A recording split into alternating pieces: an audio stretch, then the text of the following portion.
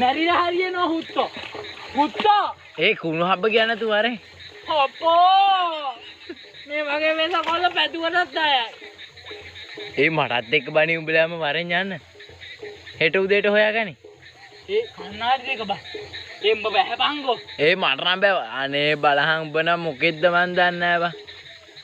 බැහැපන්කෝ කූඩේලොන්ට බය නෑ දැන් හුත්තෝ. මං චරිතයක්. කන්නාඩි දෙක නෑ මූනේ. ඒ හෙට උදේට හොයාගනි වරෙන් යමන් ගෙදර. ඒ කන්නාඩි දෙක හොයලා දීලා බලයන්. ඔය රවිඳ උඹ ඇස් පේනෝනේ. මට වෙරි කියමු.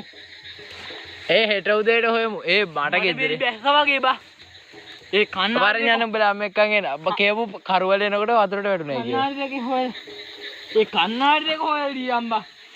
ඒ කන්නාඩි දෙක බා. ඒ මං කන්නාඩි දෙක නැතුව කොහොම ඉන්නේ බං? මහල හත්ති හුත්තයිනේ. ඒ අම්මා ඒ කන්නාඩි දෙක හොයලා දීයන් බා. ඔය උන් උඹලා අම්මේ නෝද? අපේ අම්මා නෙමෙයි උඹේ අම්මගේ හුත්තාවත් මට කන්නාඩි දෙක නැතුව ගෙදර යන්න බෑනේ.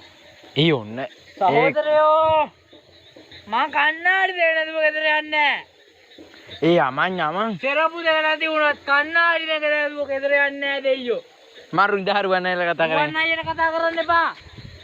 කන්නාඩි දෙක උඹට පේනෝනේ. පේන්නේ නෑ මං වෙරි නෑ දැන් වෙරි නෑ හොඳේ. ඔන්න මට වෙරි නෑ. දැන් මං පපුවෙන් කතා කරන්න හොඳේ. රවිඳු කන්නාඩි දෙක හොයලා දියම් බා.